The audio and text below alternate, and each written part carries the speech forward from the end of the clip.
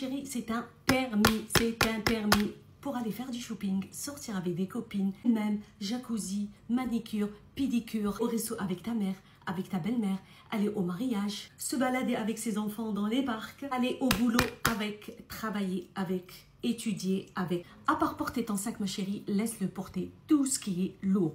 Tellement de choses à gérer, ma chérie, à la maison, à l'extérieur. Laisse-le faire les choses. Personne ne t'a demandé de faire la femme forte. Ne viens pas quelques années plus tard pour dire « Pourtant, je lui ai tout donné. » Tu l'as épousé, ma chérie, tu ne l'as pas accouché. Donc, laisse-le se débrouiller, même s'il fait des erreurs. Laisse-le gérer, laisse-le préparer sa propre valise. Et pour ça, ma chérie, apprends à dire la phrase magique « Je ne peux pas. I can't do it.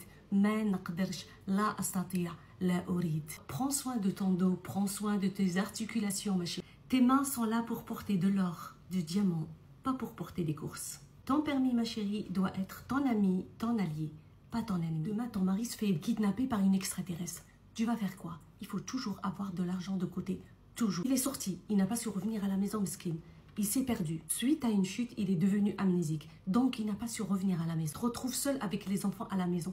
Tu fais quoi? Vous voyez que tu dois payer tous les mois, sinon tu te retrouves dehors, toi et tes enfants. Tu as les charges, tu as les courses. Si tu es une femme qui travaille, il faut toujours mettre de l'argent de côté en cas où. Si tu es une femme qui a décidé de ne pas travailler et rester à la maison pour s'occuper de ses enfants, mets quand même de l'argent de côté, ma chérie. Si t'arrive quelque chose, au moins tu pourras t'en sortir le temps de trouver des solutions. 10 € sur 10 € chaque mois, ma chérie, feront beaucoup de choses. Tout peut nous arriver dans la vie. Vaut mieux se préparer, on ne sait jamais. Il y en a même qui sont sortis acheter une baguette, ils ne sont jamais revenus. Donc, ma chérie, économise, mets de l'argent de côté, on ne sait jamais. Peut-être qu'il s'est perdu dans la forêt. Peut-être son GPS a bugué. Je ne veux pas te faire peur, ma chérie, mais il y en a qui sortent et ils ne reviennent plus jamais à la maison. Peut-être qu'il a entendu une sirène de loin chanter, skin.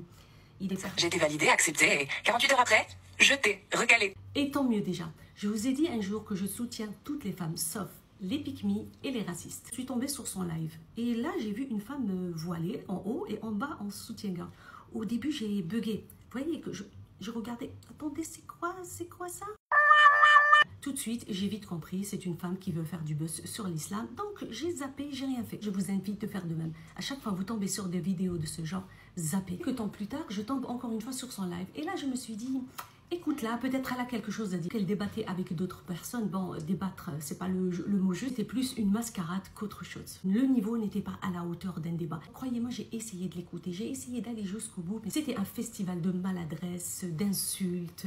C'est une femme parmi d'autres femmes, parmi d'autres personnes qui veulent faire du buzz sur l'islam. La faute, c'est pas leur faute. C'est votre faute. Vous venez sur leur live, vous venez sur leurs vidéos, vous les insultez, vous leur donnez plus de visibilité. Et si j'ai un dernier conseil à vous donner, le silence est la meilleure réponse.